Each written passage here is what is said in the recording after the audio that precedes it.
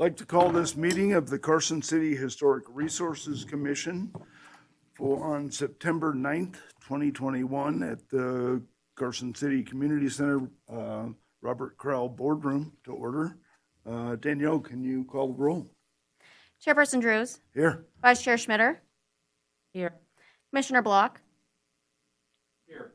Commissioner Hayes. Commissioner Darney. Commissioner Smith. Here. Commissioner Spielda.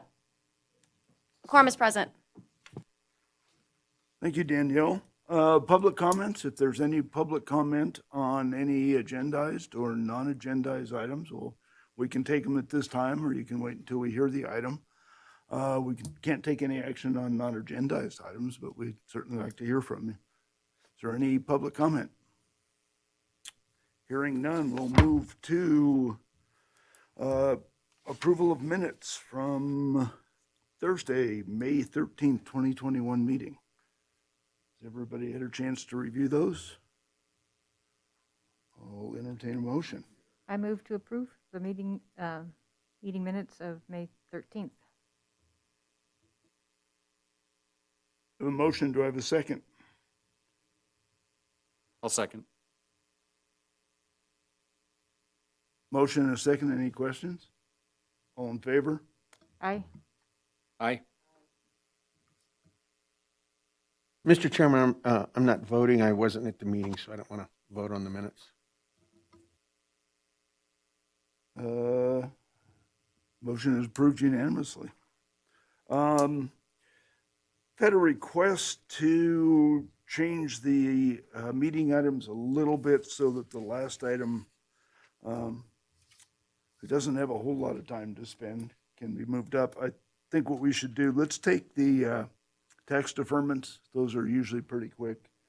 Review those quick, and then we'll move the last item up to just after item 5C. Mr. Chair, Continue. this is Todd Reese, Deputy DA. For the record, just to clarify the vote on the minutes. If I'm counting correctly, we have 6 members here and 1 member absent. Is that correct? Okay. And with 1 member abstaining, that would be, instead of a unanimous vote, that would be, just for the record, that would be 5 in favor, 1 abstention, 1 absent. Thank you. Thank you. That was Thanks it. for that clarification, Todd. Did you get that, Danielle? Okay, we'll move on to meeting items. 5A, HRC-2021-0176 for possible action. Discussion and possible action regarding a recommendation to the Board of Supervisors for a request for an historic tax deferment on property zoned single-family 6,000 SF6 located at 503 West Robinson Street, APN 003-232-06. Heather. Thank you, Heather Ferris, Planning Manager for the record. This application is before you due to a change in ownership. When considering such requests, the commission typically reviews 4 items: the historic significance of the property, the current condition of the property, whether any alterations made to the property are compatible with the historic character, and whether the property is in compliance with the HRC guidelines. Staff addressed each of these 4 items in the staff report and found in the affirmative. Staff is recommending the Historic Resources Commission recommend approval of the tax deferment to the Board of Supervisors, excluding the detached garage constructed in 2002. Thank you, Heather. Are there any commission member questions of Heather or of the applicant?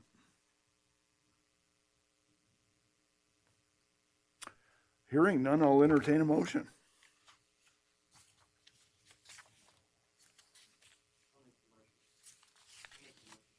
Go ahead, Don.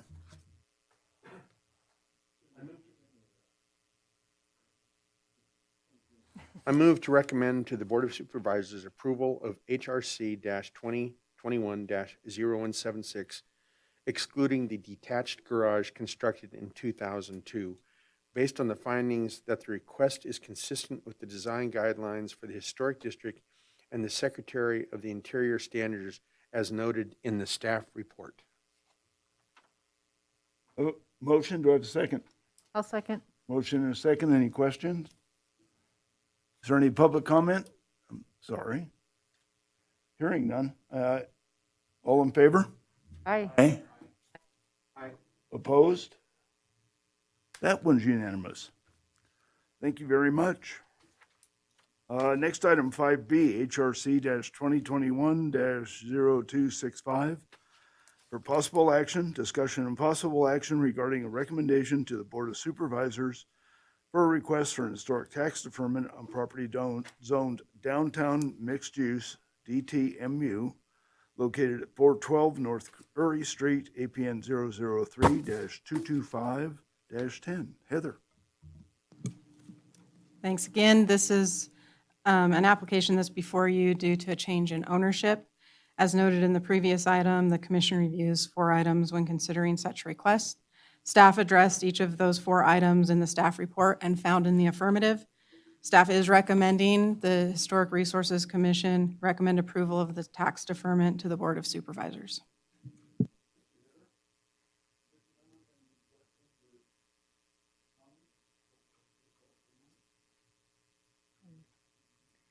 Just glad to see this building being maintained, continue to be maintained. Yeah, it's a great house. We saved it once, and it's good to see that it's still in good repair. Any public comments? Hearing none, I'll entertain a motion. I can make this one. I move to recommend the Board of Supervisors approval of HRC-2021-0265 based on the finding that the request is consistent with the design guidelines for the Historic District and the Secretary of Interior standards as noted in the staff report. A motion, do I have a second? Motion, Greg got the second. Motion and a second, any questions? All in favor? Aye. Opposed? Motion carries unanimously. Next item is 5C, HRC-2021-0295.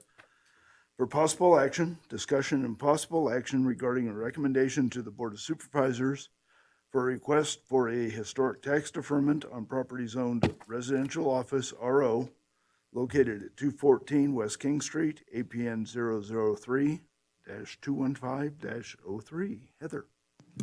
Thank you. This is another application. This before you due to a change in ownership.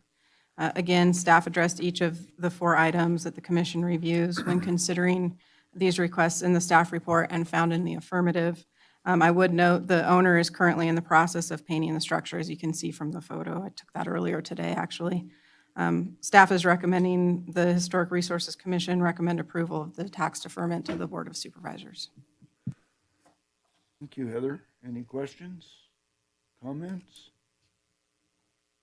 Any public comment? Hearing none, I'll entertain a motion. I'll get it. I move to recommend to the Board of Supervisors approval of HRC 2021-0295, based on the finding that the request is consistent with the design guidelines for the Historic District and the Secretary of Interior standards, as noted in the staff report. I have a motion. Do I have a second? Motion and a second. Any questions? All in favor? Aye. Opposed? Motion carries. Let's move now to item 5E, HRC 2021-013-01312 for possible action, discussion, and possible action regarding a request to construct an apartment complex on property zone downtown mixed use, DTMU, located at 222 East Washington Street and 201 East William Street, APNs 002-16106 and 002-16107. Heather. Thank you. This project involves two adjacent parcels. APN 002-16106 is just under 1 acre in size and is located outside of the historic district. And APN 002-16107 is just under 4 acres in size and is located within the historic district boundaries. That's depicted there. Because the project is reliant on both parcels, we'll talk about the project as a whole. However, for the purposes of analysis and findings, we will focus on the parcel that is located within the historic district. The 3.98 acre parcel was the site of the Virginia and Truckee Railroad Shop Complex constructed by Abe Curry in the 1870s. The complex operated for over 80 years. Then from the mid-1950s to the 1970s, it was an automotive testing center. And ultimately, the buildings were demolished in 1991.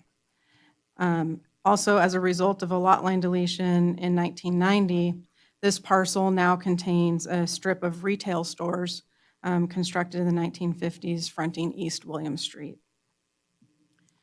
The applicant proposes the demolition of the strip of retail stores located on the parcel in the historic district, as well as the demolition of the 3 buildings located on the adjacent parcel outside of the district, and development of a 207-unit apartment complex, including 5 buildings, each 3 stories in height, 253 parking spaces, and various amenities.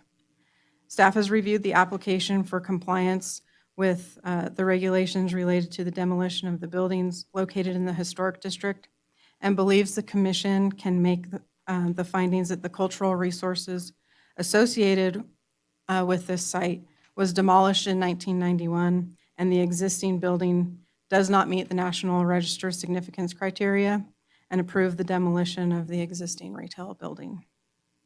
Staff also has reviewed the application for compliance with guidelines for new construction as detailed in your staff report. Staff is recommending approval of the project based on the findings and subject to the 6 conditions of approval included in your staff report. The applicant, Tony Hama, is here, and I'm available for questions. Thank you, Heather. Commission members? I have a question.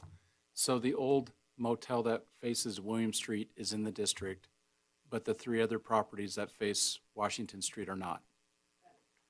That is correct. Okay, perfect. Any questions of Heather or the applicant?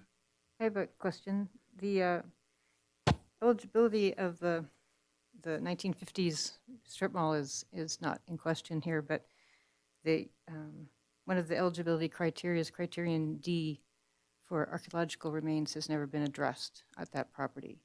And because the site was this railroad turnaround place for the railroad, there's high potential for buried components that would be eligible or might be eligible and should be addressed, I think, in any kind of construction plan. So I would like to see that addressed before I approve this project.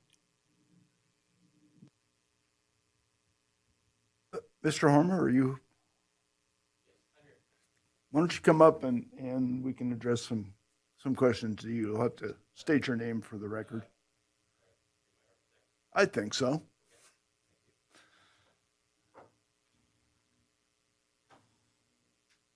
To follow up on the Williams comment, I believe in 2012 or 2013, there was a brownfield project done there that did look at some of the archaeology. I can't remember what their conclusions were, but there's definitely buried archaeological component of that site that still exists. Yeah, we've done a peer review with McGinley, who actually was also involved with the site during the Brownfields project. In fact, the engineer who worked on the peer review worked on the Brownfields project, so they're quite familiar with the site. I do not recall, Mr. Chairman, the archaeological components of that report. You know, we can take a look at that. One thing that, you know, has been pointed out to us is that once we are under construction, there will be monitoring happening by the engineering firm for environmental reasons, but also if any archaeological remains, you know, oil drums, anything of any environmental or archaeological significance are uncovered, they would be addressed at that time. But I'm not aware of any archaeological sensitive items that are known to be below the surface. And once we're doing excavation, we will address it at that time. Yeah, I did the report and I can't remember what my recommendations were either, so. Okay. We will definitely research that in detail. Yeah, let's research it. I know there's foundations out there. There was a number of artifacts found. There's lots of broken bottles and artifacts pertaining to the roundhouse. But it'd be good to look at that report and just see what the conclusions were for the archaeological component. If criterion D is addressed, then that's covered. That site was once listed on the National Register. I think they've removed it since the demolition, but it was also a National Register listed property at one time. Yeah, it has great significance for the community, even though the buildings were torn down, but there's still remnants that need to be addressed before you start excavating. There should be some kind of review or attention paid to the archaeological remains at that site before you start construction. Okay. Because once you start construction, you're not going to be able to find anything in a bulldozer. Okay. Mike, could they speak to the SHPO and do a record search so they can get that report? What would you advise? SHPO should have a copy since it was a brownfields project. I looked through my files and I was with a different company at the time. I don't have the record of that. Otherwise, I would have brought it and offered it to you guys. But yeah, Nevada SHPO, actually, if you get a hold of an archaeological consultant, they can probably chase it down for you and Yep. get you those recommendations. I'm having trouble hearing, and I don't know if anybody else in the room is having trouble hearing, so people can make sure to speak into their mics. And then I think what I heard was, Lynn, that there is likely.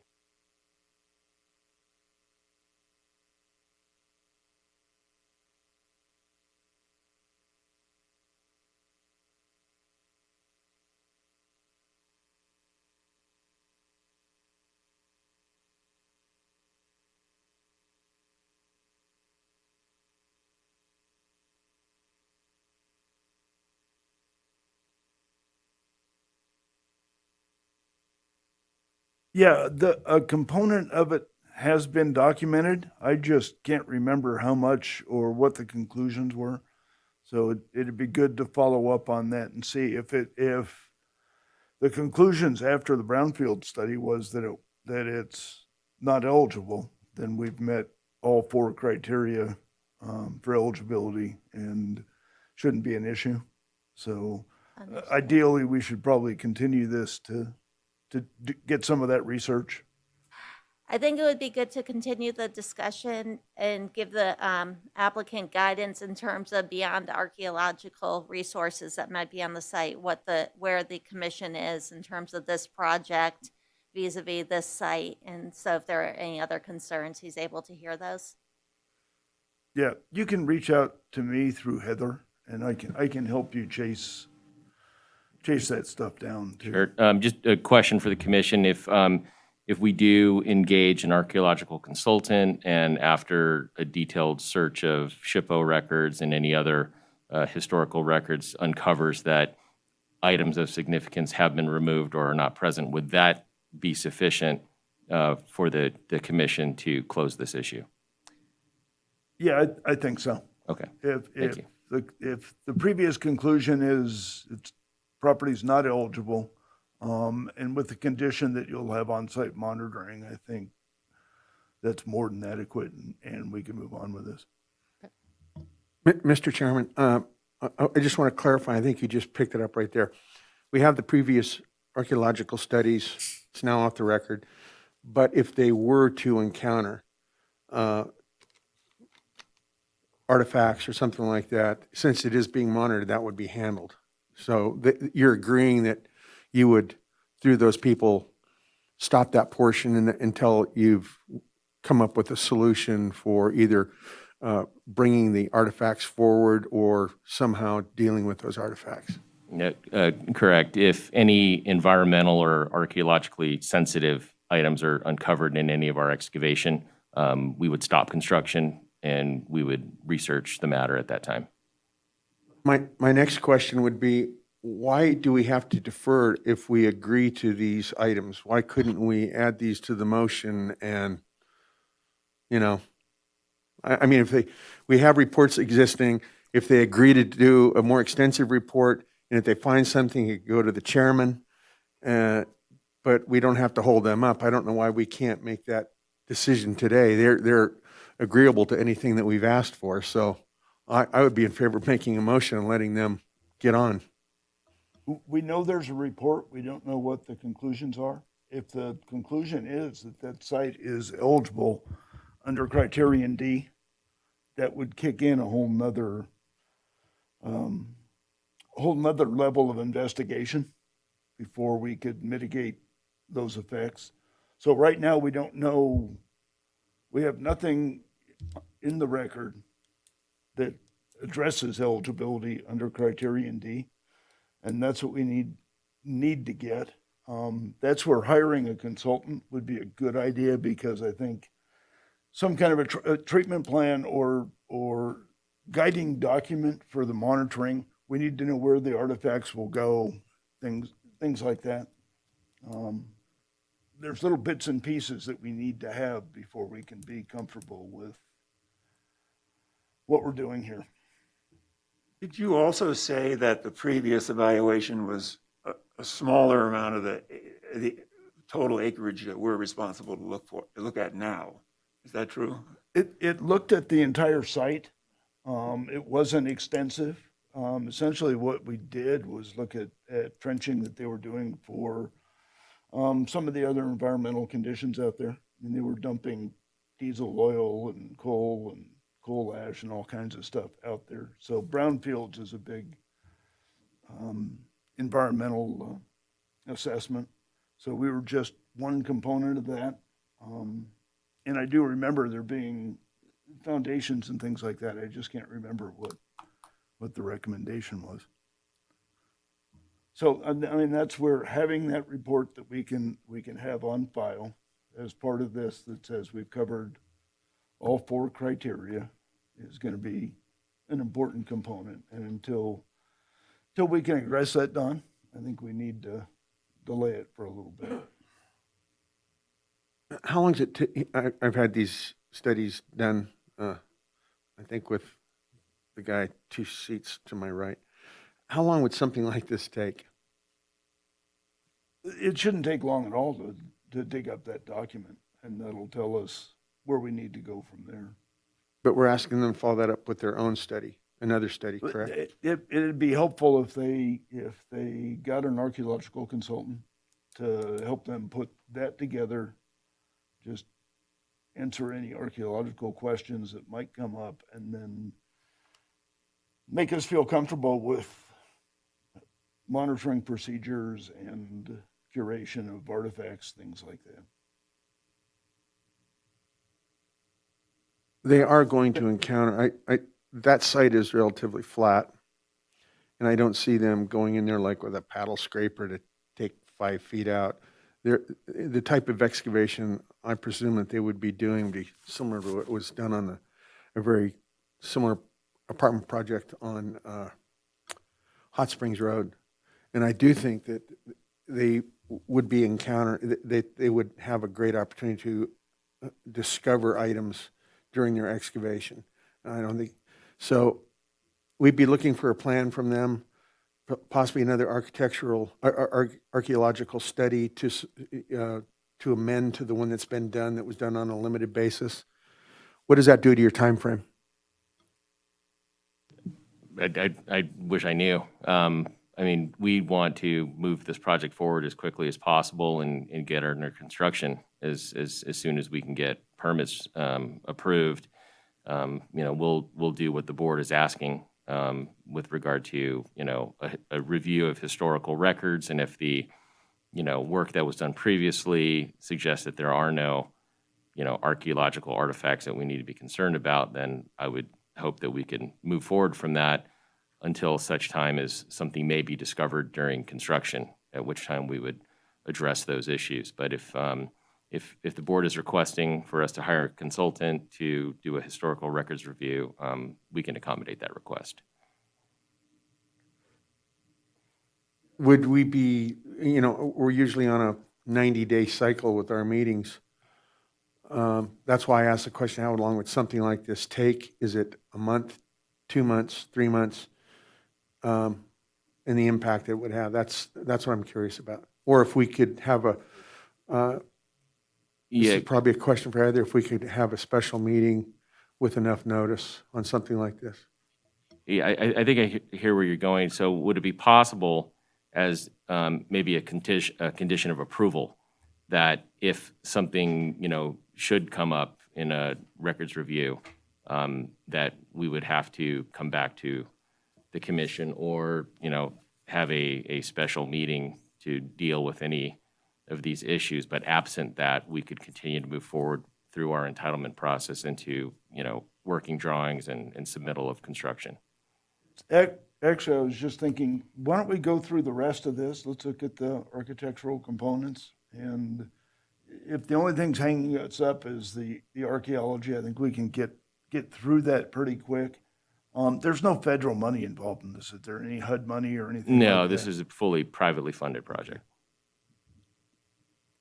So with that, let's look at the architectural components, and are there any questions or concerns about those?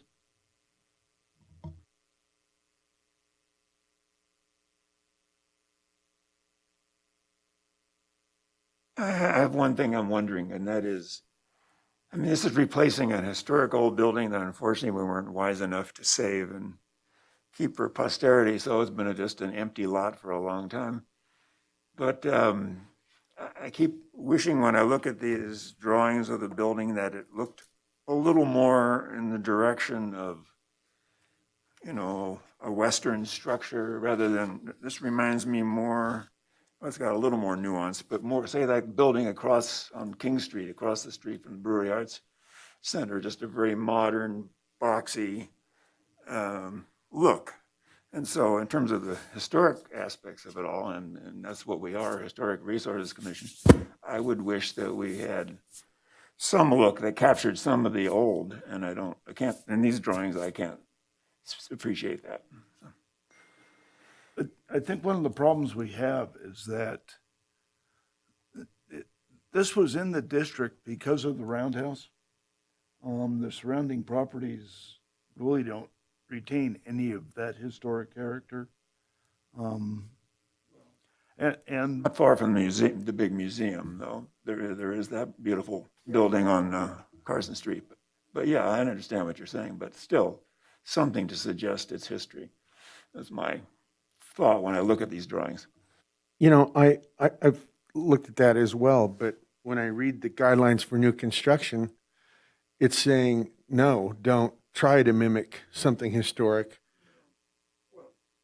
And I mean, if That we, aspect all the time, though, of course, when you're adding something onto an old structure. You don't want to fake anybody. no, but you- I'm looking at the guidelines that are set out for us under new construction, which is 5.27. And it says a historic should be active and vital part of the city. New construction should look new and reflect the technology, building materials, and design ideas of the present era. I think that does.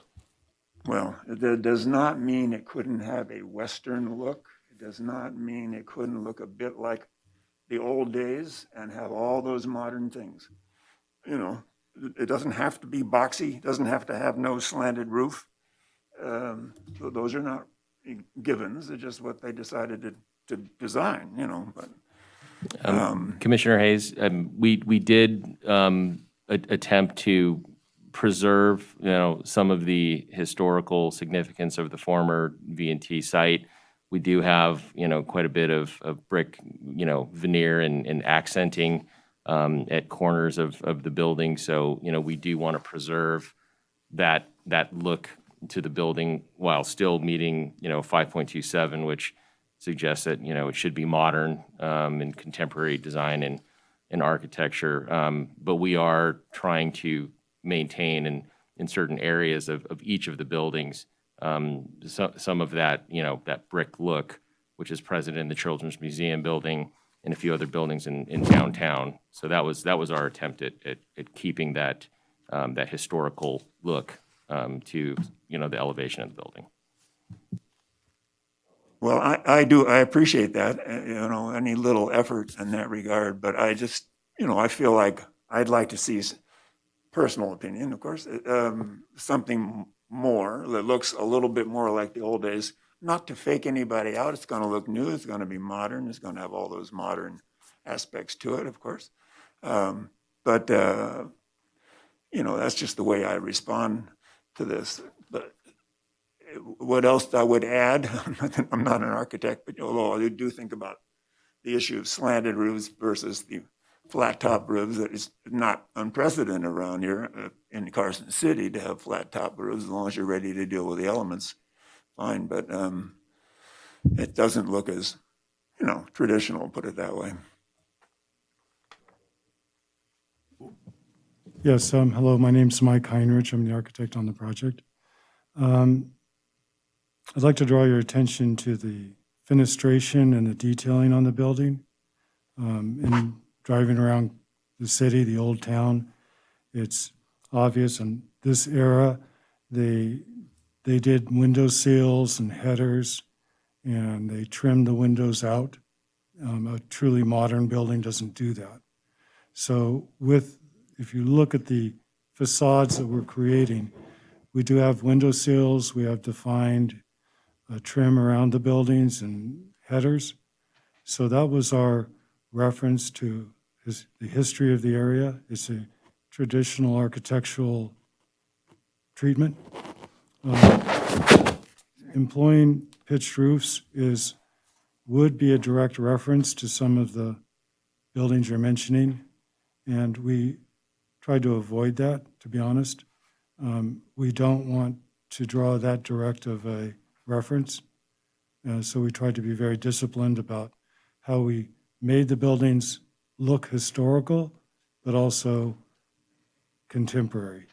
They are contemporary construction, and it's a fine balance.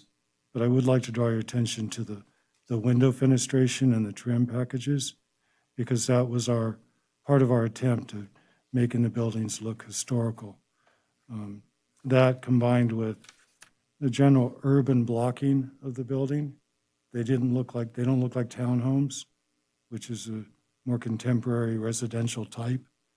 If you look at the two-story buildings on the historic district, they're blockier buildings with sets of windows at the top with trim, which these draw reference to. So I just want to point that out. I think your comments are well made, but if you look at the details, that's what we were. Well, I certainly appreciate that you've given this some thought, but just as a comparison, a new building we approved that has several restaurants in it and whatnot, and a member of our board was the architect, as a matter of fact, but so on Curry Street, between Telegraph and whatever the next street is, that's another way to do a totally modern building, has some of this look where they different, it's like all one giant building, but it looks as if it's more buildings because of the way you've staggered things. But I like that. And that's what they did in that building as well on Curry Street quite recently, but in just the last few years, right? So, and yet it looks, for all these various other reasons, a little more like the old days than this does, at least in a drawing, to me. So, and it's true, it's kind of flat and hard to think about what it's really going to look like in 3 dimensions, but that's just what I was struggling with. I just want to get my 2 cents in now, and not to disagree. I like that it is a clean cut from what we had. It's a new opportunity. I like the design. I think it will look good there. And I like historic structures and maintaining historic structures. Talk about the Catholic Church later. But I like the clear cut. I like what they're doing, and I think it's something new for Carson City that isn't trying to mimic the old. We have old that we want to maintain. I don't want to try to take something new and try to mimic something from the past. We don't have those kind of materials anymore. We don't have that kind of craftsman anymore, and I think it suffers for that. So I like what you've done. That's my personal opinion. So good luck. I would like to have a couple comments here. The name of the apartment building is the Roundhouse, which seems inappropriate because there's no elements of the Roundhouse involved in this building. There's no arched entry or any homage to the Roundhouse that was there. So I think either add some elements of the Roundhouse that would be characteristic of that, like some big arched areas or some columns that you could fit in. Some of these big entries that are squared or rectangle could be arched. That might be a way to bring in the historic character that was there, if you're going to be naming the building after the building that's not there. Yeah, that name was it was really a placeholder. We were struggling to find a name for the project, and frankly, I thought the name Roundhouse was kind of cool because it did refer back to the site and what had been there before. So we can definitely change the name of the project if that is not well received by the community or the commission. But really, it was just a placeholder, until we, came up with something else that we liked better or that the community liked better. So here's the thought. On the 2 elevations we have, we've got light and dark colored stucco. Would it be possible to replace the light colored with that sandstone veneer that we see on Carson Street now for the planters and things, to just kind of, that was a locally quarried sandstone building. I know we have the brick veneer that we've integrated into it too. But even if it's just a minimal addition, something like where that lighter colored stucco is, and going with that might bring some of the historic material out more.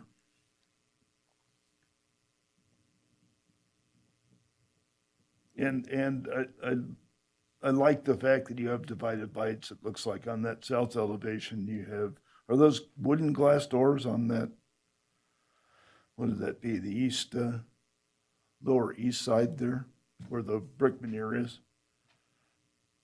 Those are, is this still on? Yeah, you're on. Okay. Yeah, no, those are, it's an aluminum storefront system, bronze colored.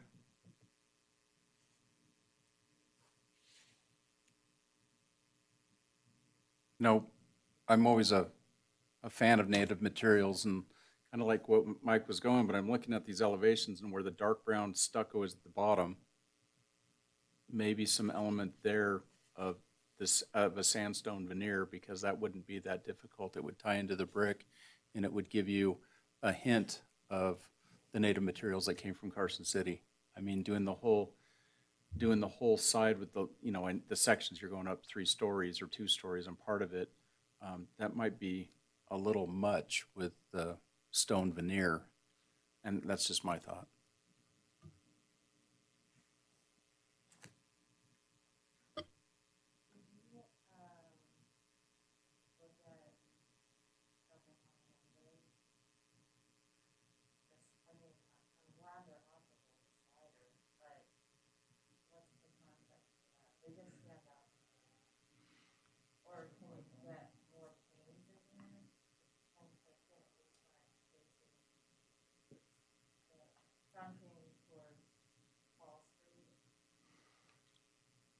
Okay,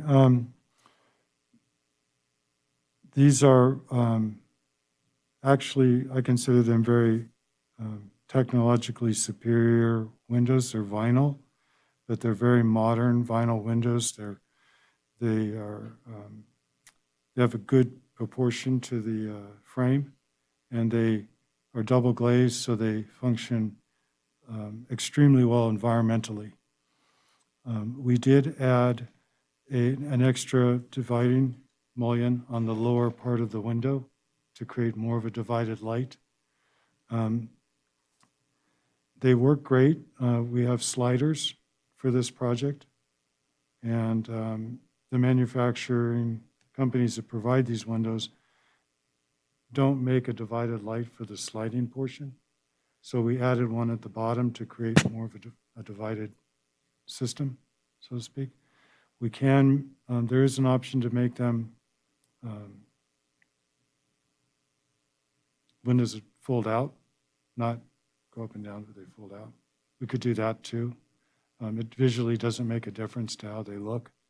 And the sliders function better, they last longer.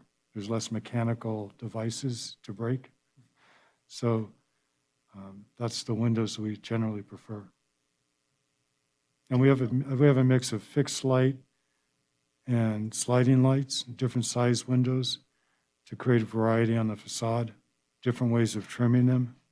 So we see the windows as an overall design package, not just the glass and mullions itself. The color is bronze.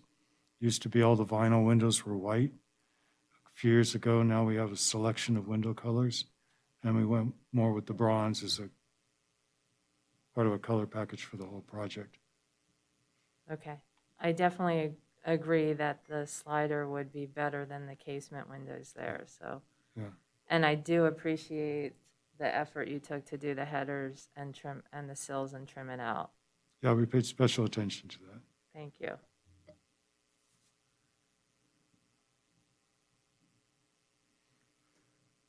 There any other commission member comments? Is there public comment?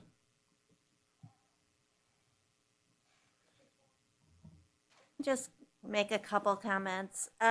When staff looked at this site, we looked at the guidelines. And anytime we look at the guidelines, we're looking at what are the character defining features and what are those features that we have to protect and preserve. They're not there, archaeology aside.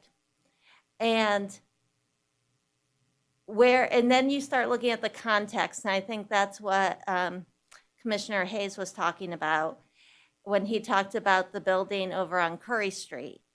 This one also is isolated. It's a sort of the satellite part of the historic district. So in looking at the guidelines and looking at the setting and looking at the resources that are on the site, and in addition, this subject property is in the downtown mixed-use zoning district, which means it also has to comply with those design standards as well. We felt like this design was something we could support in looking at the guidelines, the context of the location, the context of the site, and I just wanted to put that framework out there. Yeah, I think I agree, Hope. And I think just integrating a little bit more sandstone or brick into the facade will just tie it in a little bit better. I don't know that we ever had a chance 30 years ago or whenever the roundhouse was torn down, because it would have been great to have preserved that. It's gone. And aside from the properties on Curry Street that are behind this, there really isn't much historic context left on that plot. But just integrating parts, the headers and stuff were great. Integrating a little bit more of that material, I think will give it make it fit a little bit better and kind of make that work. So, if the applicant, is amenable to continuing this, let's look at the archaeological component. If there is no federal nexus, so it's pretty much up to us where we want to go with the archaeology.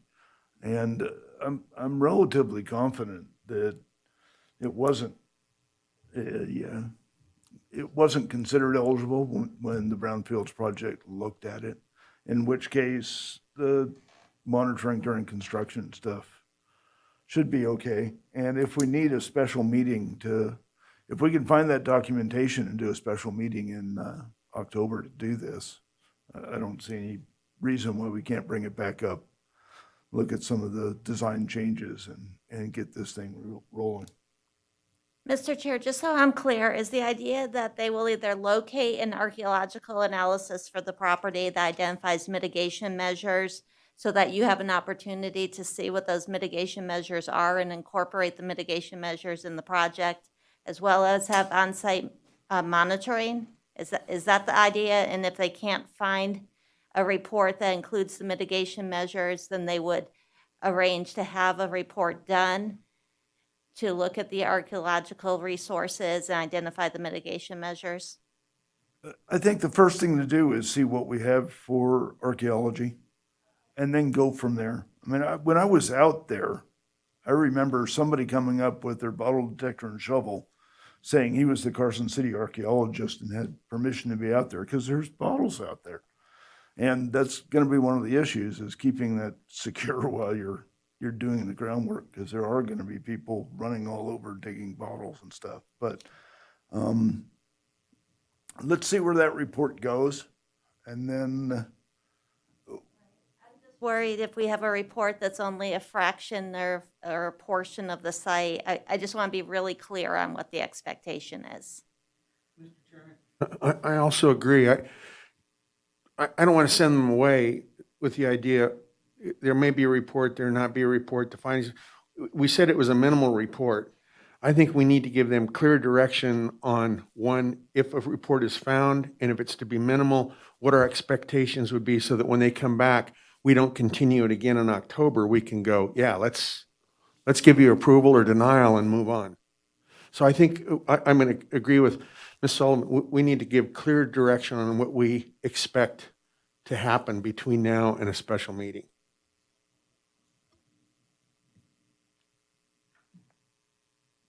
okay.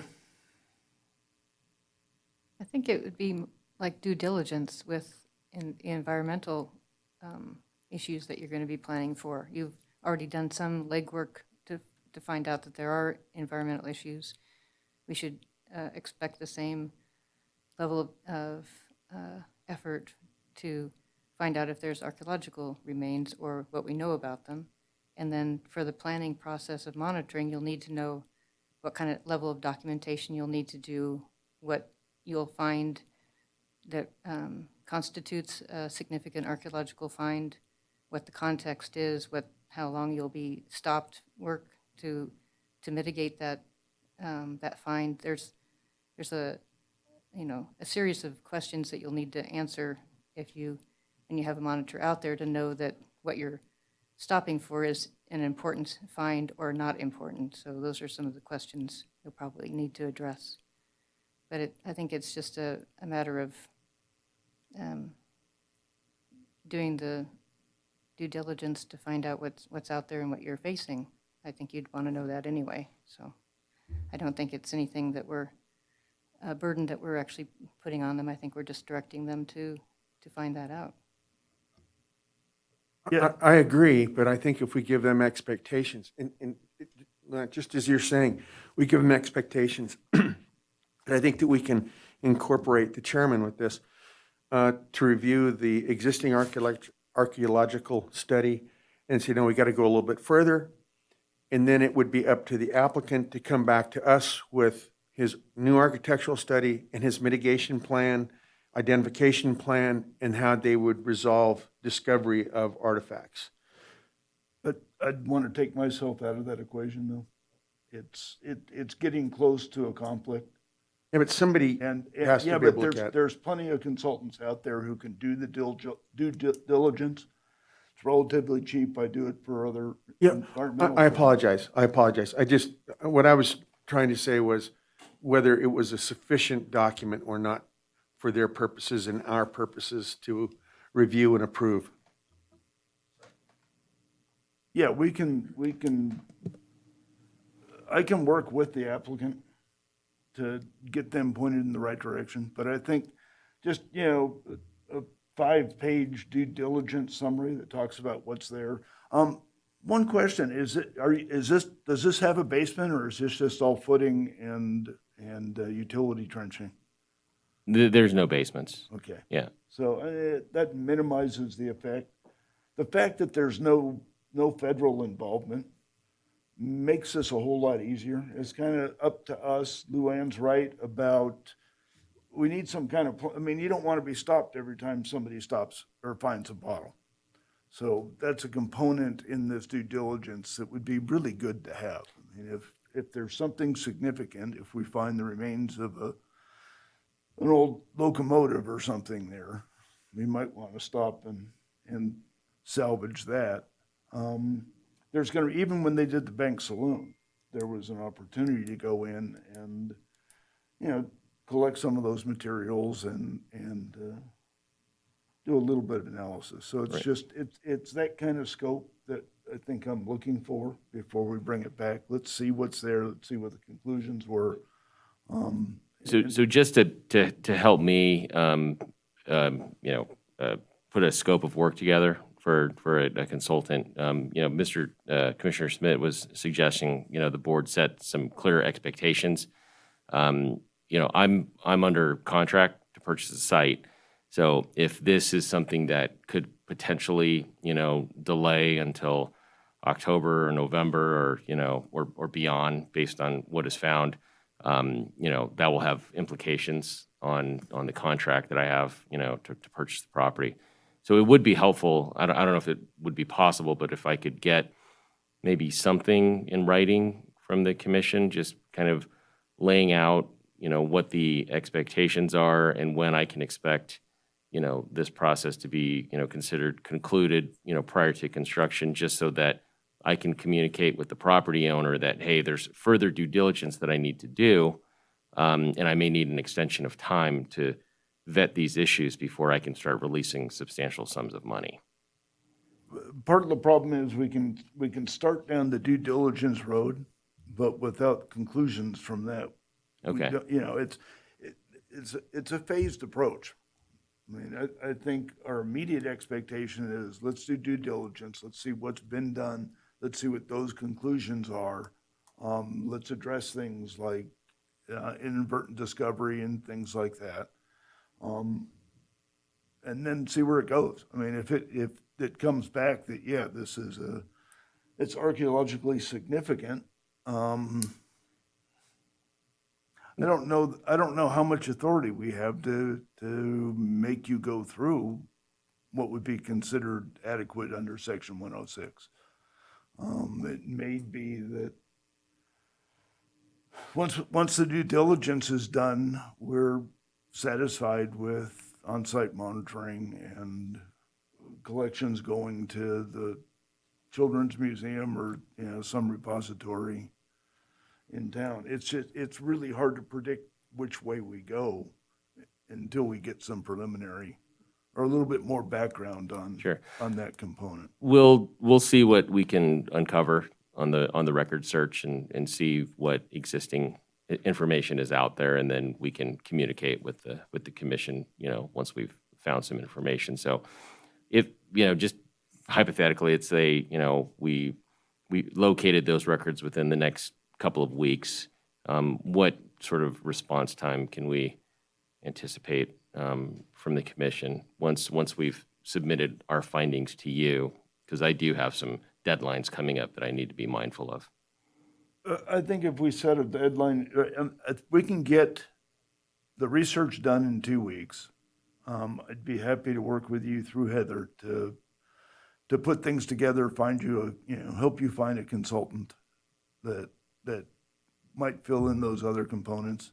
Okay. And then we could schedule it for our October open date.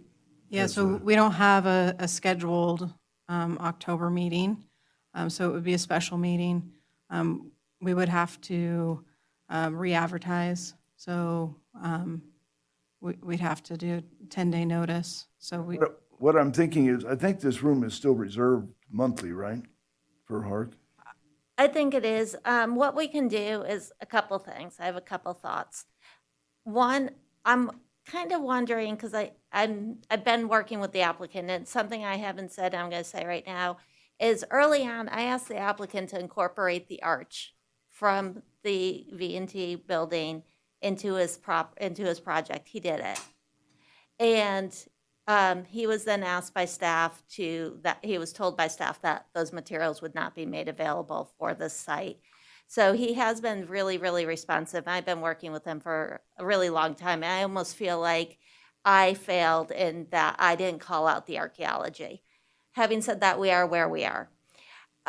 So I'm wondering if this commission's prepared to recommend approval subject to the applicant coming back prior to commencement of construction with all of the archaeological documents that exist on the property, any documents that he found necessary to supplement those documents so that he could prepare a plan to implement during construction that would give him guidance, and obviously an archaeologist would prepare this plan to give him guidance on how to handle the artifacts that he would encounter or should expect to encounter. So he would come back to this commission and say, here are the existing plans and the mitigation measures. Here's how we've supplemented those plans. Here's our action plan for when we're on the site, and we'll have the mitigations. And he'll have to bring the entire package back to you. But he leaves here with an approval, and that's the only discrete step that's left, is a thought.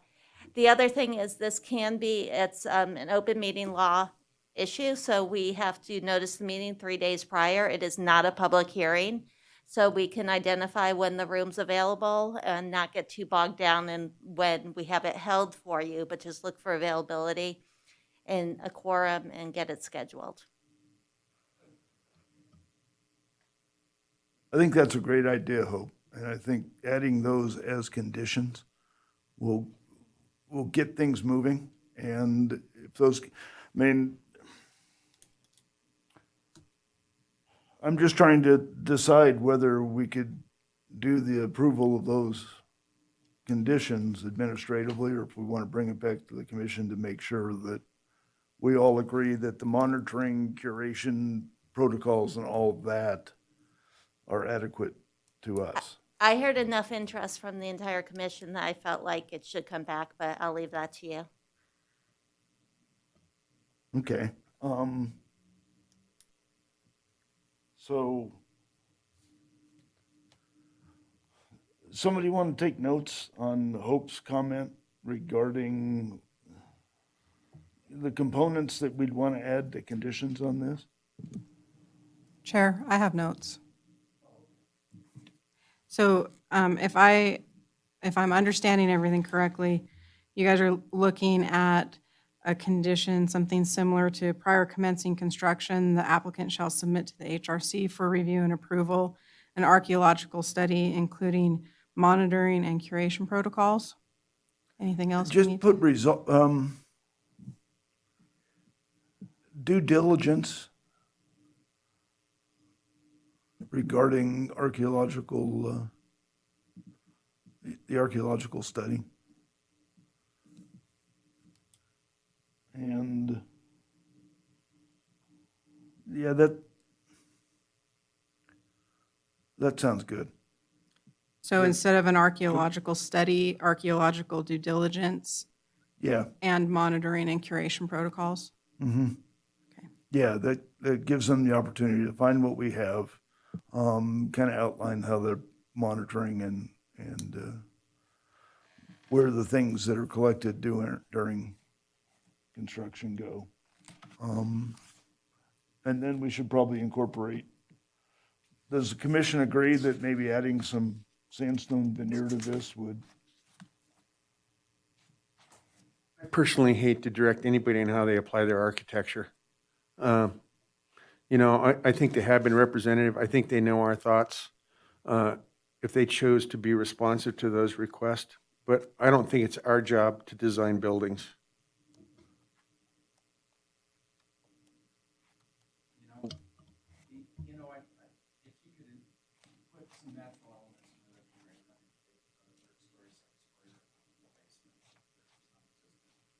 Commissioner Hayes and myself are gonna have a hard time with temporary because we live in Victorian neighborhoods. And it's really hard to do that. But you look at the federal building to the south, and you look at the Children's Museum, which is 1941, they've got the red brick that kind of matches that.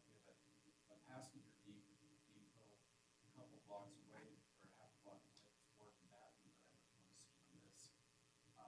You know, and then we're looking at Highway 50 frontage, or William Street, we're tearing down a motel that I think is cool, it can be safe, but what they've done to it is falling apart, so that's an improvement. You know, to change the design of it, where I'd be happy, 100% happy, it's gonna be different because I'm looking at everything, but I think with just adding some natural materials, trying to do your best to meld into the federal building. Dick Graves sold that land in 1971. It's really, like you say, it's a pocket off the historic district, and it's not right next door to the Laxalt building. It's not like that next door building in. It doesn't share the same block with the passenger depot. I think we need to have some wiggle room in there. I think we can look at, you know, some additional accenting and, you know, try to not infringe upon, you know, what the DTMU is requiring and try to balance that with what the commission would like to see.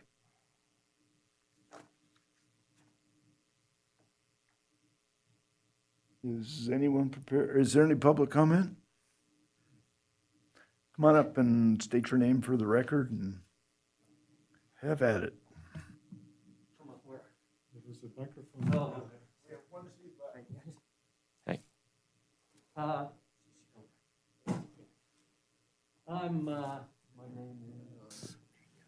My name is Louis Larquier. I'm the owner of the downtown property.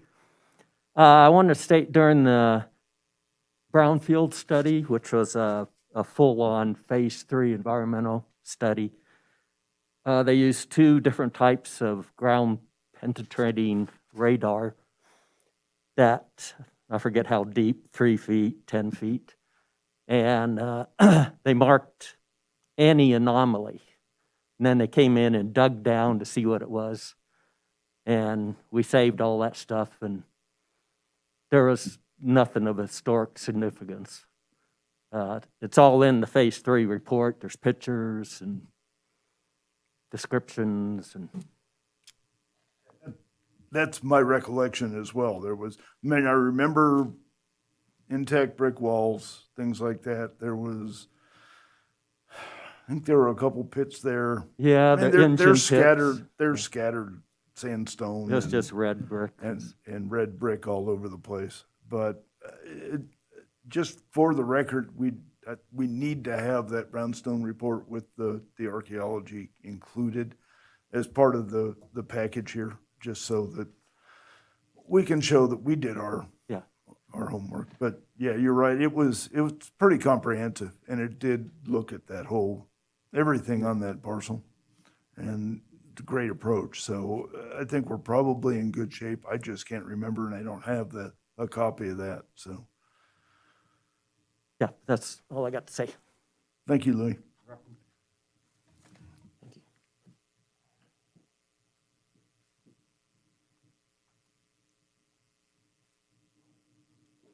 I still green? Okay. Hi, I'm Christine Brandon. I'm the executive director of the Children's Museum 1938.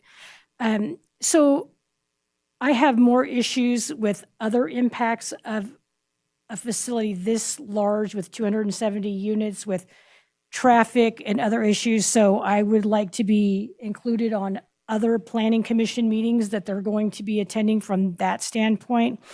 I do know that that land and the museum and most of downtown is ancestral Washoe tribal land, because I've spoken to some of doctorate people that have studied all of those areas.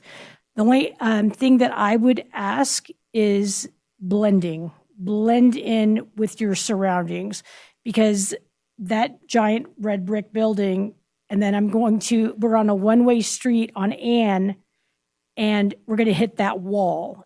And we have young families and lots of children. And so I'm concerned about the exits and entrances in and out of that place with that many vehicles. I already have people who travel the wrong way on the one way, which is our side street, which is where most of our parking is. We have parking behind the building. A lot of families park on Plaza. So that's all adjacent to them. Anything you can do to blend in and not look like Hot Springs, I would appreciate, just from an aesthetic, because it's one block off of Historical, and we're still part of that. And it would just be kindler, gentler to look a little more Old Westy. I'm with you. So that's it. Thank you very much.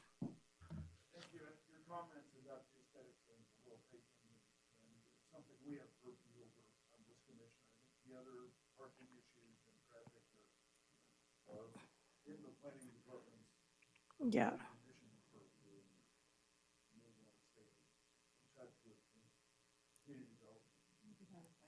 Okay. Thank you. Any other public comment? Is commission members ready to make a motion? You make a motion?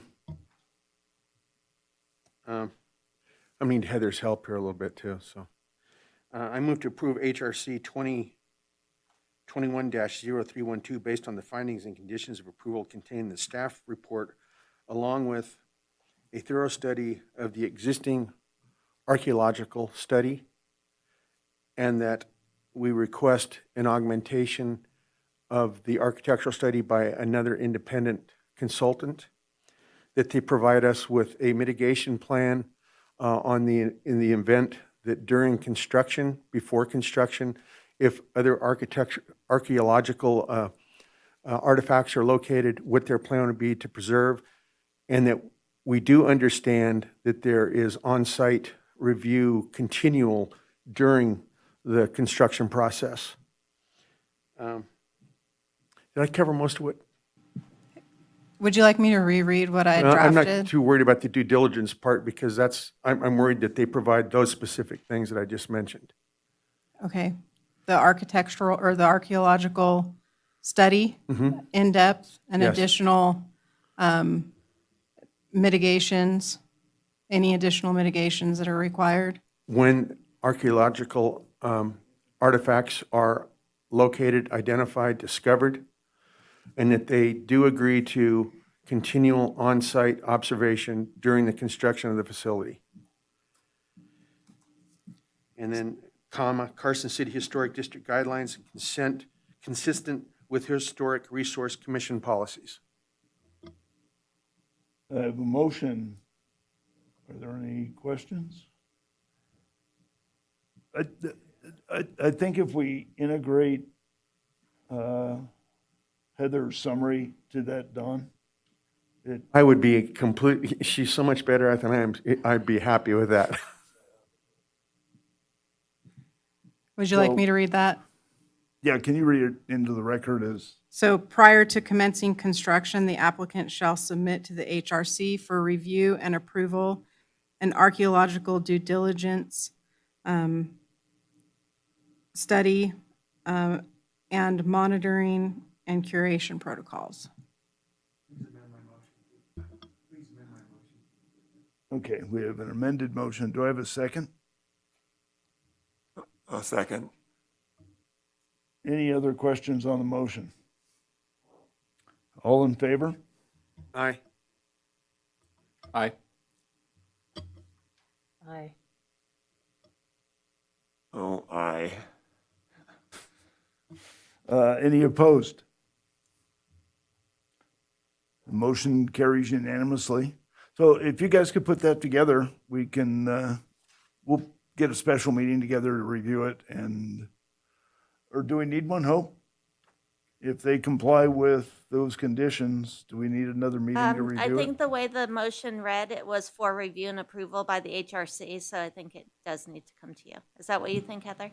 So I think he has an approval, subject to coming back to you guys once he has that information for your review and approval of the archaeological due diligence as well as the monitoring and curation protocols.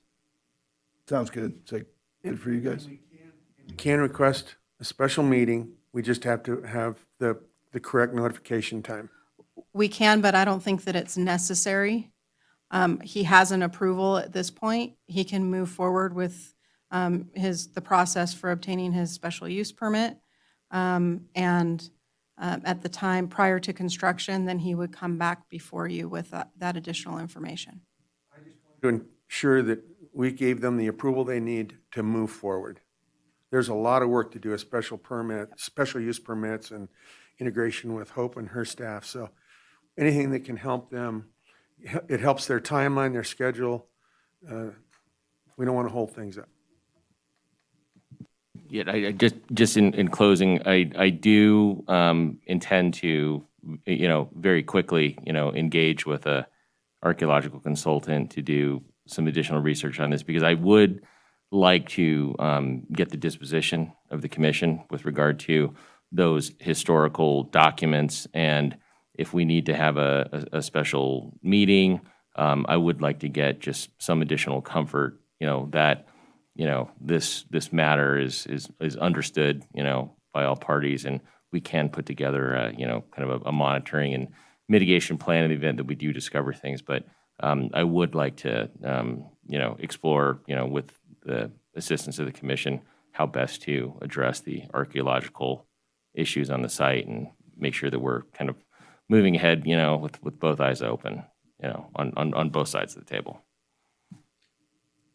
Okay, I think that this accomplishes it. So we'll just keep the communication open and we can work it out as we go. At least you have direction or you have room to continue with the big parts of this.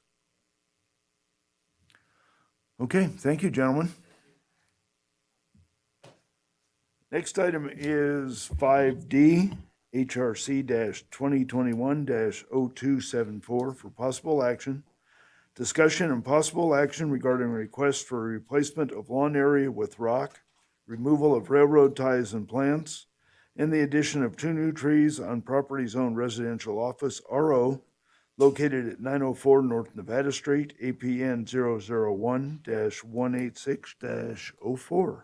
Heather. Thank you. This property sits at the northwest corner of North Nevada Street and West Ann. The property is a prominent neighborhood focal point. As is characteristic of much of the historic district, the front yard for this property is delineated by the front lawn and sidewalk with a walkway from the sidewalk to the front steps. Additionally, there are planting strips with lawn and deciduous trees between the sidewalk and the curb. To reduce water consumption and protect the structure from the existing sprinklers, the applicant is proposing removal of all existing lawn and shrubs next to the structure. In place of the lawn, the applicant proposes 3/4-inch river rock with additional trees and plants dispersed throughout the yard. The applicant also requests removal of the lawn from the planting strip and replacing it with 3/4-inch river rock as well. The existing irrigation system would be replaced with a drip system. As I noted, the planting strip with the lawn and deciduous trees and the walkway from the sidewalk to the front step are character-defining features. Per the guidelines for the historic properties, these should be retained when at all possible. Therefore, staff is recommending approval of the landscape plan subject to the retention of these character-defining features. I believe Pete Sinot with Western Environments is here on behalf of the applicant, and I'm available for questions. Thank you, Heather. Commission member questions of Heather or Pete?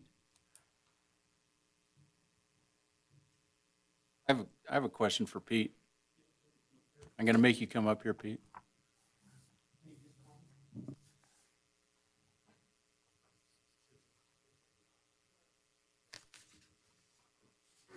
In what Art Hannafin used to call the devil strip, that little planter part, at the xeriscape with 3/4 inch river rock, have they determined what kind of river rock? Are they going to do a salt and pepper or?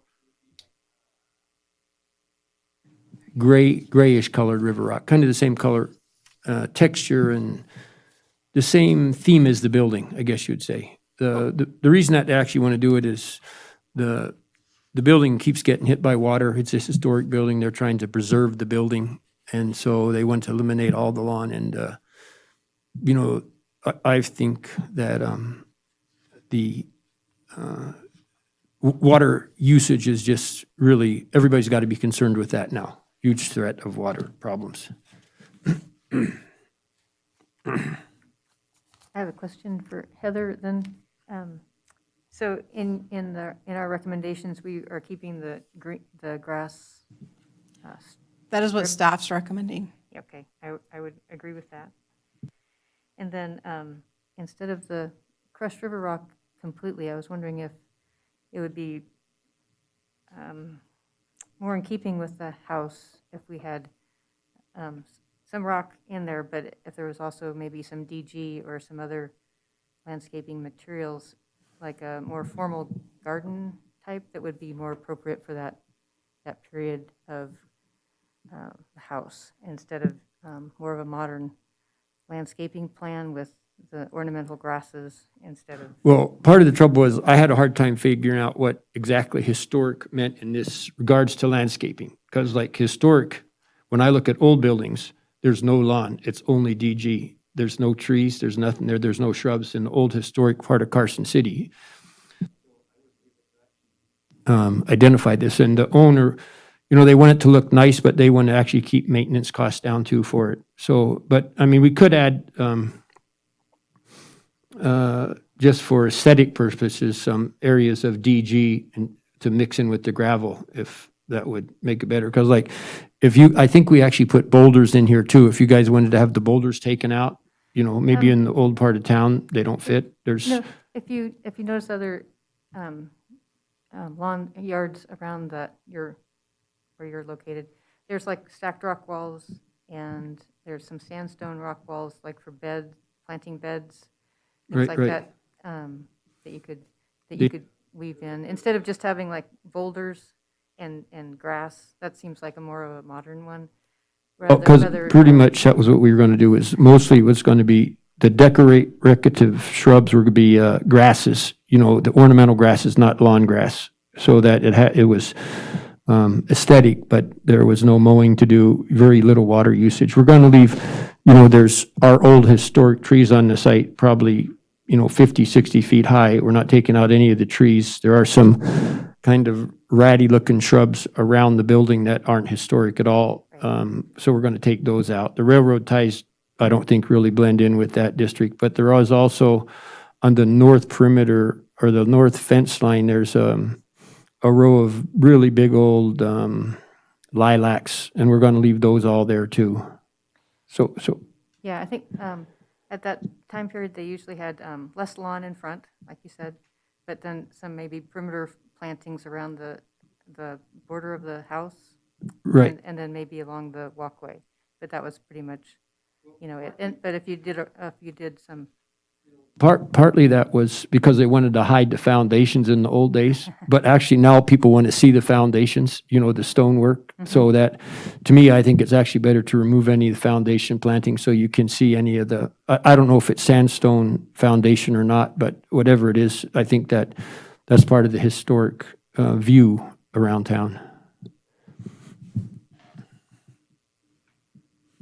So, I mean, is it?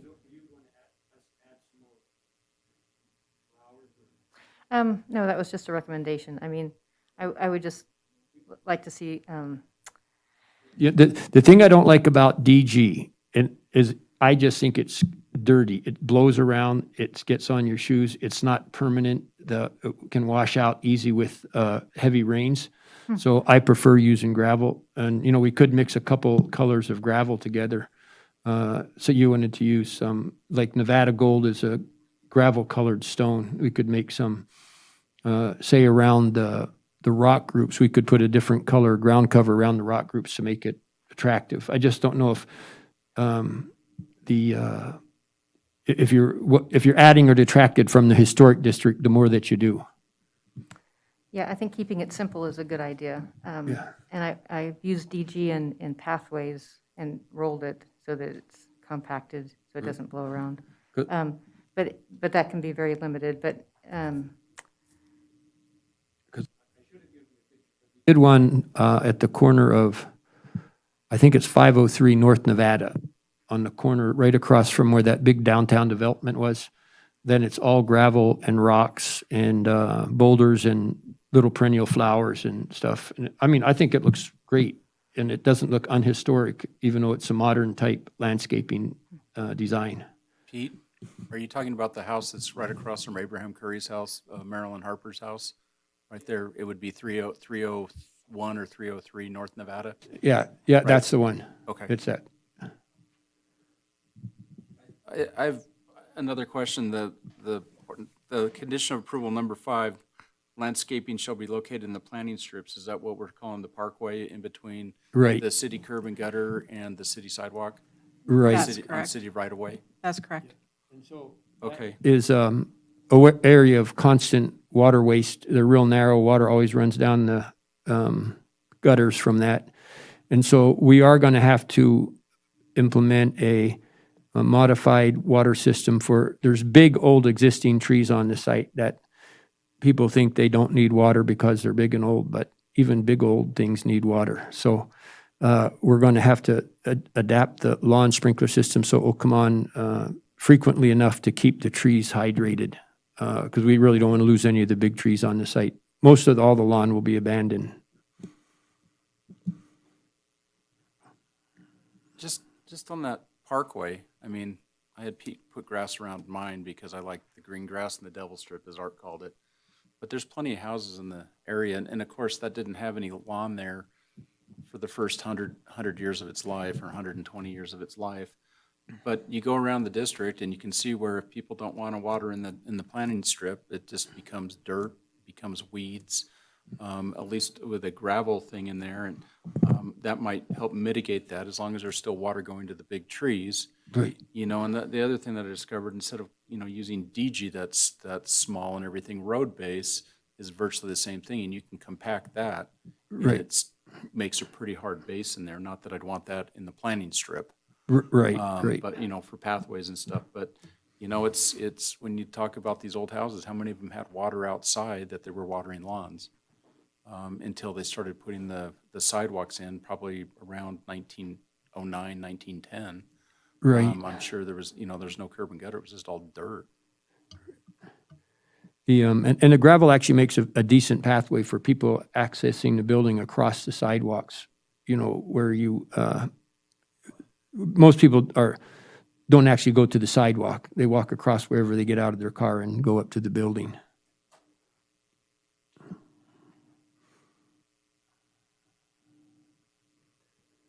Any other commission member questions or comments? I just think this is just the start of more and more this is going to happen, because I really like the grass, but I understand both from the deterioration of the existing building, the cost, and then also the new belief that we should limit grass areas, reduce them in some cases Right. altogether so that we can conserve water. I think this is like the beginning of many of these. Right. I just make the comment that Mr. Sennett's drawing may look a little rough, but I've seen his work and it's exceptional. I have no doubt that this is going to look spectacular when he's done. That's a top-notch drawing. Don, I- that's true, but my biggest problem with this project is that drawing. If this goes into the file, we have no idea. I mean, I trust Pete Yeah. for the same reasons you do. This drawing doesn't tell me anything. We've had much better landscape drawings Yeah, that reflect what's gonna happen. And I see that as the only problem with this submission is when we approve this and it goes into the file, we're stuck with a sketch. Does the word precedent come to mind? well, because like the product, you know, I can see what you're talking. I kind of like seeing simple, which is why they do drawing like that. Sometimes I go to, you know, landscape architects, but the real proof of this is the final project. Like regardless of how good that drawing is, when you get done with the project, that's what we want to look good.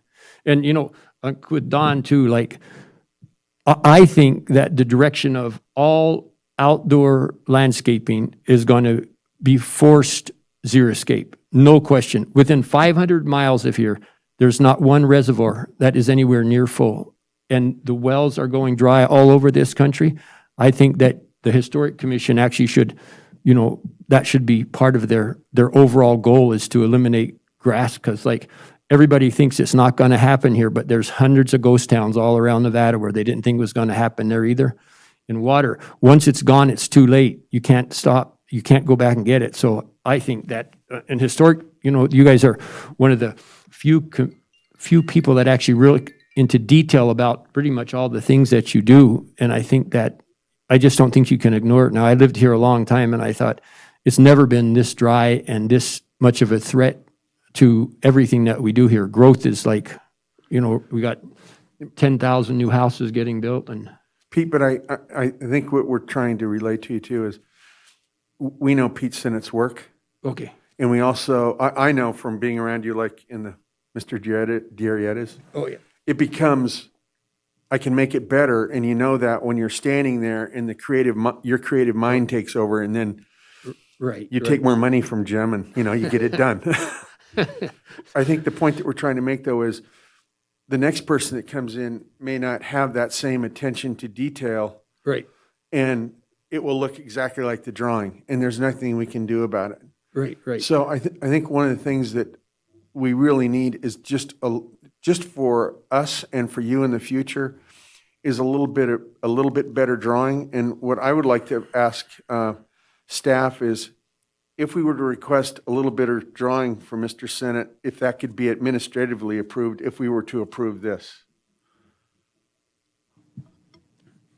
So I think it could probably go back to the chair for administrative approval, if that's what the commission's comfortable with. This is Todd Reese, Deputy DA. If the commission desires, the commission can delegate to Heather or Hope or the chair the responsibility of approving the drawing. That gets us off the hook. So you just need a digital print of that, actually. So, we need something that. I don't know what you mean. I'll get you something. Yeah. I think- Yeah, And so- we've had people doing renovations come to us with hand sketched drawings, and it's like, what are we getting here? And that's the problem with this, Pete. I mean, Okay. It's if we just had something that is a little more formalized, that when the project's done, we can go back and say, yeah, he met. This is what the plans look like. He did what he said he was going to do, or better. That's great.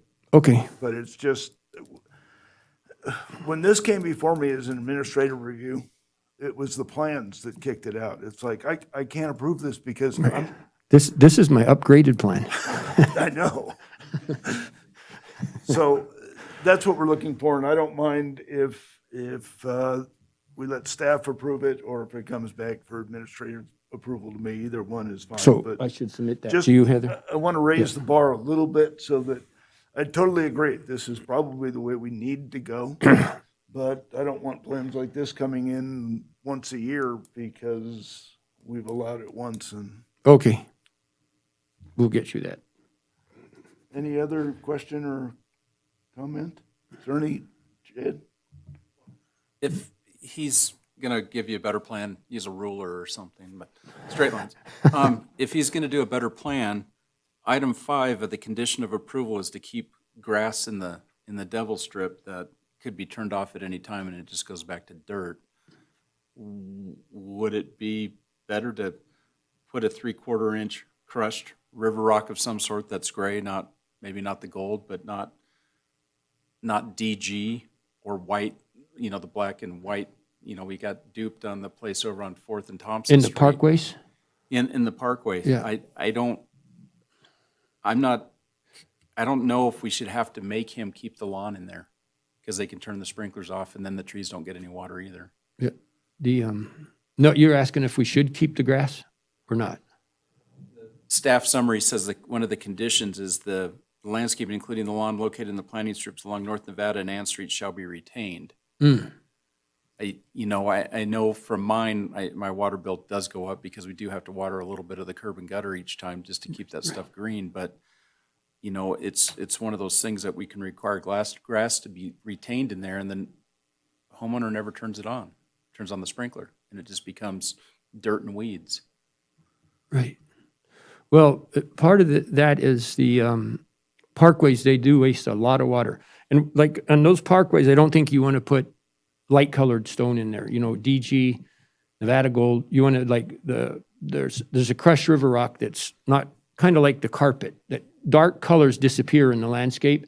So you want to actually not draw attention to that strip of grass, or what used to be grass across there. And I think that, and there's no way to, you've got to water the trees somehow. So we're going to have to set up a watering system that doesn't actually, that doesn't create waste, but actually maintains the big trees. Those trees are, the roots are like 50 feet away from the trees now. So actually, it probably doesn't even help to water the strip itself. It has to water the old lawn area but it only has to be watered intermittently too. Like big trees like that don't need water once a day or once a week. It needs it like once a month to soak it really deeply.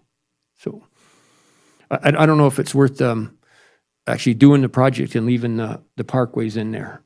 Part of the thing is the reduction of maintenance costs and the waste of water on the whole project. So I don't know if it would look a little bit, I think a little bit odd to leave a nice little green lawn around that whole xeriscaped area. I'm going to go back to our. Could I ask staff why they came up with number 5? Certainly. So 5.25 of the guidelines essentially says that these character defining features of the historic district shall be retained when at all possible. And one of those character defining features is the planting strips with grass and deciduous trees. So staff was being consistent with the guidelines. If the pleasure of the commission is to eliminate the grass and allow the river rock, that is the commission's decision. There's like little precedent up by the governor's mansion where Madalena Farrow lived. There's a strip across the whole front of her house that's just plants. Actually, the exact sentence in 5.25, and I'm reading this sentence, this is in your guidelines. Generally, this planting strip contains a row of deciduous trees and lawn. So it's a character defining feature, and as I said on the last item, what the staff does is we identify what are the character defining features of the property, and we will always suggest to this commission that you retain the character defining features consistent with the guidelines. It seems to me if we're not comfortable with the grass there, we could go with xeriscape. It's still got plantings. It's a removable feature. It could easily, if climate change swings back the other way and we're inundated with water, we can always replant grass. So I don't have huge heartburn with taking the grass out, as long as we have plantings in that strip and it's just not a barren strip. Because we can, if you want to just make it a little bit so it's not so plain, like in the planting strip, we could put some ornamental grasses, the tall skinny grasses to go around the property. Because those are spot watered right where they are, and they are, you know, they're pretty low maintenance. You cut them back once a year, they look nice. I don't know if you actually need them. I think that this landscape will look really attractive just the way it is. I'm not sure, that's another problem with the plans, Pete. I'm not sure what you're calling out with those X's in the planting strip. Oh, So, the X's and the planting strips are big trees. okay, those are big. Those are big I mean, trees. it seems to me that we're following the guidelines to an extent by keeping big trees in there. I think we could say that, There's large existing trees, probably like 8 of them from 40 to 60 feet high, including blue spruces that are oh, those are a existing. solid part of the old historic landscape. There's some things that have been added to the building that are modern looking, like Lowe's, euonymus and stuff that don't look in place at all. Like the old buildings that you think about around Carson, you look at lilacs, roses, daylilies, that kind of thing.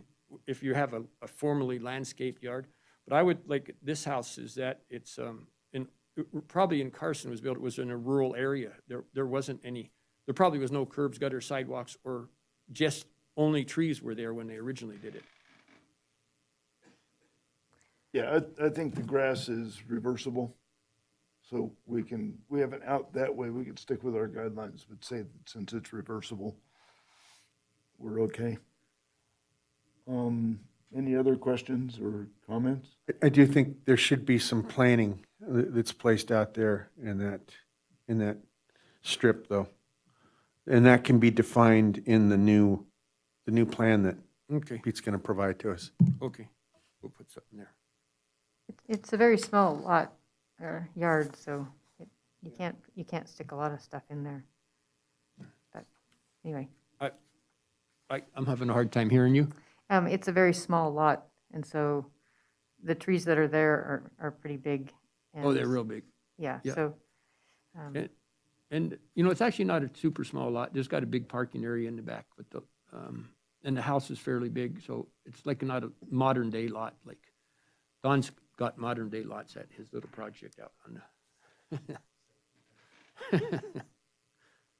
Any other questions or comments? Is there any public comment? Come on up.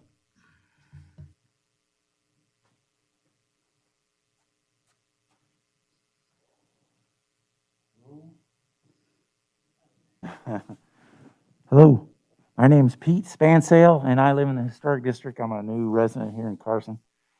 And I like the floating suggestion here late in today's meeting about maybe trying to establish some xeriscape guidelines for homeowners in the district, given what the landscaper here has said about the realities of living in the Great Basin here on the edge, and water's not what it used to be. So I think that's a forward kind of looking thing. And boy, that's a great place to start, is those parkways. We've got one we're trying to figure out what to do on our Nevada Street Parkway. I'm at King in Nevada. And the trees, it looks like a graveyard, kind of, everything's kind of elevated, and it's problematic about what to do there, and we kind of have a little bit of half and half dirt and grass, and I don't know how sustainable that is, but I'm all for water conservation. You can't live in a desert and not be. Xeriscaping is not a new concept, and it's done real well here. There's a lot of examples up in Reno. There's good examples here in town, but people that live in the historic district have to, follow kind of the path that's laid out. So I would like some, maybe a little bit of due diligence from the officials, and maybe get the word out if you guys see that as a forward progressive position to, research a little bit and maybe just have that in the back pocket, launch it softly or whatever.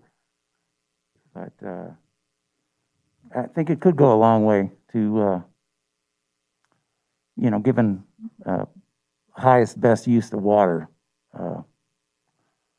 Lawns in a desert are a dying product. That's my bias. Thank you. Thank you. Pete, you want to jump on I think that's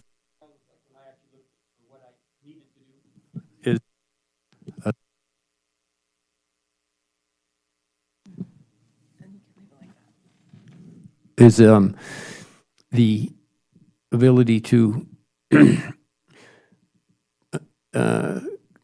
envision what you want, you look back on where the historic district was. But if you're able to envision of what you want the historic district to be in relation to reality, which is water right now, I think that the threat of water just to everyday use in the West everybody is ignoring it as far as I'm concerned. I watch, like the Board of Supervisors, I haven't seen one thing about water conservation in 10 years. I came here in 1955, and I think the year after I moved here, we had odd even watering because we had water restrictions. Now we have 50 or 60,000 people, huge amounts of new houses, a lot of building going on, and I don't think we're reacting to this at all like we should. It's like, to me, it's like once if your well goes dry and you turn your spigot on, that's a bad feeling. And that's happening in a lot of places right now. If you're a rancher in the northern Klamath Valley or southern Nevada desert, you look at Lake Mead's down 130 feet, trillions of gallons of water.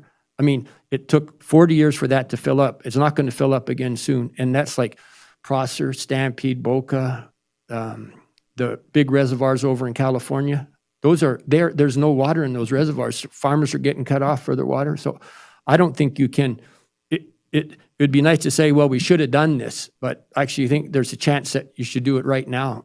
Carson River, you go out there, it's like a hose going right now. It's like ranchers. Well, I think that's just a little speech. So I'm thinking that, in order to actually try to anticipate the demands of nature, incorporating them within the city to keep it attractive, that to do the historic landscaping, to have a comprehensive plan, which would probably be something, to actually get a landscape architect. Let's create some ordinances, because that's one of the troubles that I saw was it gave directions pretty specifically on types of buildings, houses, roofs, but for landscaping itself, it's pretty just open to air, like do it historic.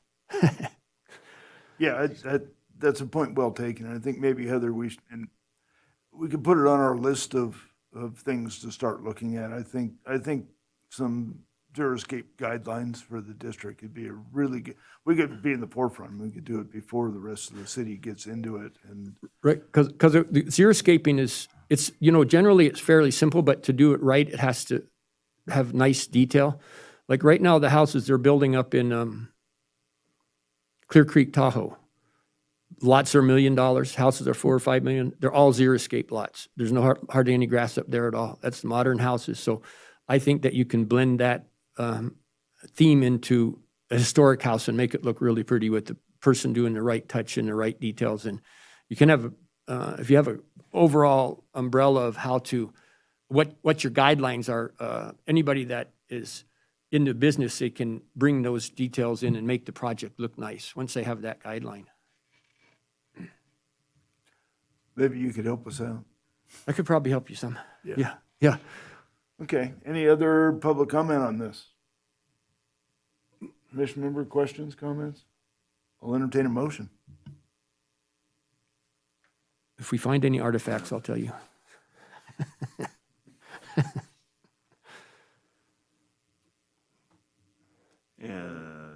What are we adding to this proposed recommendation?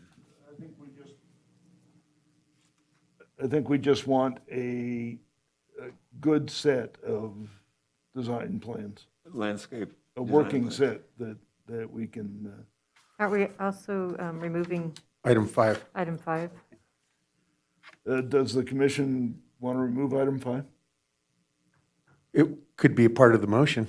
Well, I think if we do, we need to have a finding why we should remove it. That it's something like, the removal of lawn is a reversible action and it still meets our guidelines. That way we're not just removing it because we want to, but we have some basis for that decision.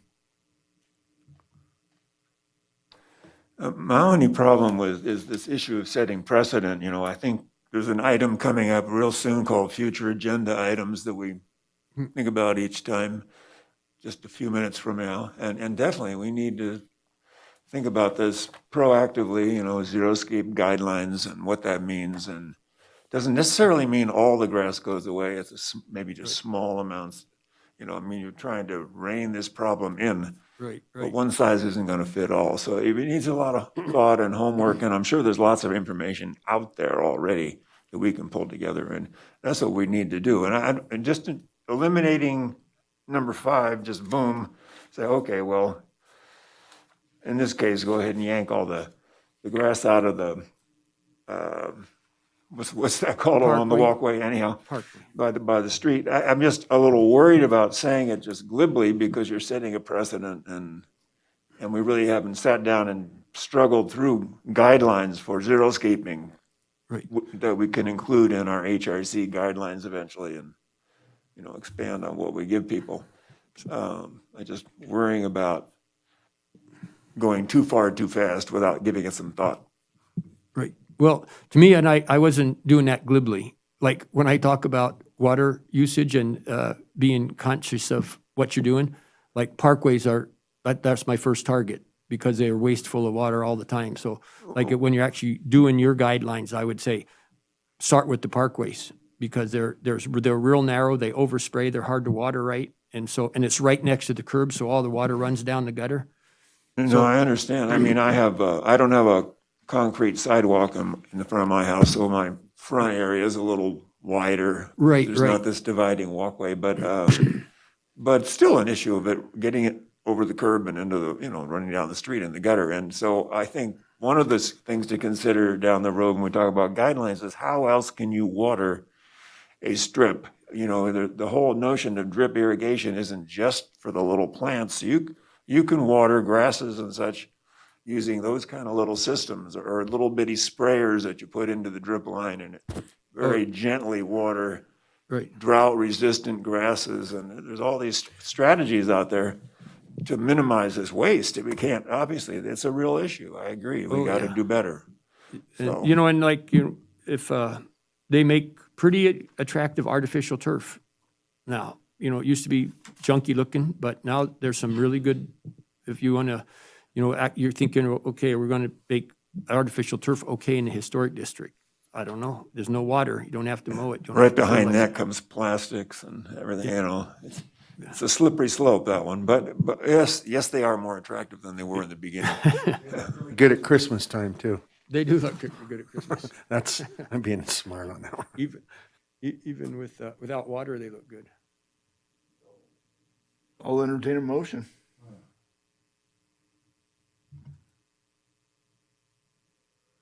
I'll make a motion. Go ahead, Judd. I move to approve HRC 2021-0274 based on the findings and subject to the conditions of approval included in the staff report, with removing the requirement of the land in the planting strip along North Nevada Street with the district guidelines and consistent with the Historic Resources Commission policies. There's also, Do we want to add a condition requiring the applicant to submit a landscape plan? And I'll add to my motion that the requirement that we get a better landscape plan to drawn as how it's going to be completed when finished. Can you add a finding for item 5 that says, The finding for moving item 5 is that lawns are reversible. If a lawn can always be put back in there, I don't think that that's going to, I guess that's it. I think it's also. Well, just one thing to clarify, though, the number 5 said the landscaping, including the lawn located in the planting strips, blah, blah, blah. But so if you just take it out, you could remove trees in the planting strip too, or whatever else is in there. Well, I'll amend my motion to include that the existing trees that had been there will have an adequate water supply as not to jeopardize them, and that only the removal of the lawn located in the planting strip would be allowable. Okay. Are there any other questions on the motion? Do I have a second? I'll second it. All in favor? Before Aye. you, this is Todd Reese, Deputy DA. Before you vote on that, I don't believe the motion clarified that the chair or your designee have the authority to approve the updated landscaping map, so I recommend. An addendum to my motion that the finalized plans that will be drawn up as it shall look completed will be upon the discretion of the chair to approve those. I have a motion and a second. Do I have a second? On the amendments. Any questions? All in favor? Aye. Aye. Opposed? Motion carries. Thank you, Pete. Thank you. And Thank you for we your will time. reach out to you Okay. for that future agenda item, because I think it's worthwhile to begin pursuing that. Well, you know, I think that if you, when they did the freeway here, they had people involved other than the highway department. Not that they're not good, but the freeway looks great. You know, coming in from Reno, the little places, the historic things, and it's like, also it's low maintenance, low water usage. You know, they didn't try to landscape these things extensively. They put native plants in, they made it so it looks attractive, easy to take care of. So I think that overall, like, not just the historic district, but all Carson City has got to become aware of that. The new subdivisions are pretty good. They don't have big lawns, small lawns, trees, and the parks are generally easily watered and taken care of, and you have to have parks, so I think it's going to be. Yeah, I'm not having a real big problem with the fescues along Mountain Street that die out in the summer and green up when we get rains either. I mean, Right. the planting 'cause that strip was- stays, the trees are there, and The one thing It I is was what going it to is. say, Madeleine Farrow, her house actually has non-grass in the planting strip across the front of her house, which has one of the historic steps for getting into the wagon. But there's no grass in that area. It's just trees and some shrubs too.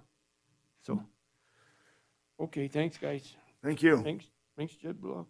Thanks, Don. You guys, you got another, and, oh, thank you too. Sorry I was late. Let's go to item number 6, staff reports. Heather. Just a couple brief things. So earlier this week, Commissioner Block had brought it to our attention that there was a potential property maintenance issue at 402 West Robinson. So code enforcement is currently working on that. And then I did want to touch briefly on the next meeting is scheduled for November 12th, which is a Friday.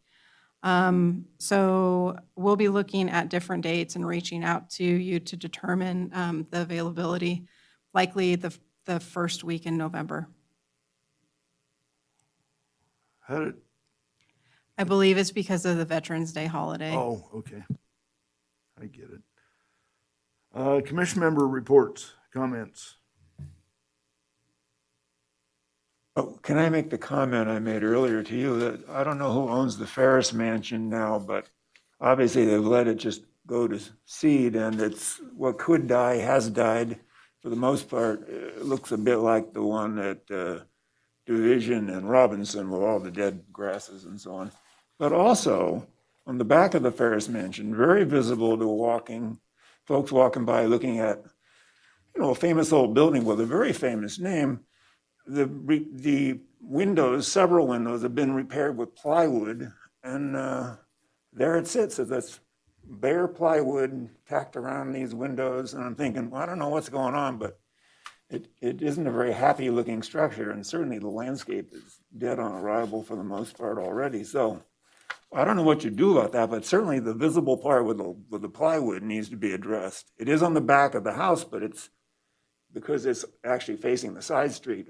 From Division, it's totally open. You can see what they've done with the use of plywood.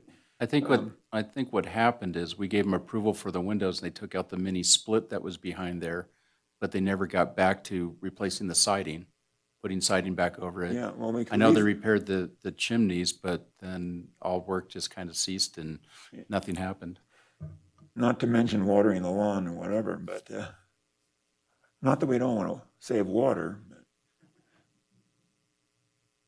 Can you check on that, Heather, and see what the status? Yeah, we can check on that. I'm not even sure if the building permit, because it's been about a year since they've done anything. I'm not sure if the permit's still. The owners have been in touch with us. They were out of the Bay Area or California. I think they were up in someplace like not Susanville, but up there they were somewhere. But they've been in touch and they were under construction. There were some fits and starts. So Greg, I'm really glad you brought that up because I wasn't aware of that. And we can definitely follow up, see what's going on with the yeah, building. it's near my house and it's getting uglier by the day, you know, so. No, and the owners are Get on it. excited for the property, so that's disturbing, but we'll look into it. Thank you. Future agenda items? Need we say it again? You know, zero escape Let's- guidelines. Heather, if you could do some research on other historic districts and xeriscaping, that might be really helpful and a good start to Is that something you want to Us have brought back in November? considering it. We could do November or January. but let's- January would probably be a little better. January's probably a better timeframe. It gives you Okay. more time to look at it. We could reach out to NAPC or something and see what they might have. I have one. I brought this up several months ago, regarding the graffiti applied to 501 King Street. I want to see that, on the next agenda. I want to talk about that, because now the steps are painted. So it's not like we're fixing it, we're continuing to let them get away with it. Just for reference, they did paint the stairs the same time they painted the steeple, the same time they painted the power box and the container. Missed it. Yeah, you're right on though. Yeah, Don, we did do an administrative approval actually to change the windows out in front for the new addition. And I think that was one of my concerns when we did that, is they come back. So let's get them to come back and tell us what their plans are and where they're going. Okay, so Heather's gonna take care of the next meeting. Any public comment? Seeing no public, I'll entertain a motion for adjournment. Second. Motion and second. Any questions? All in favor? Aye, we're adjourned. But this thing's. Opposed?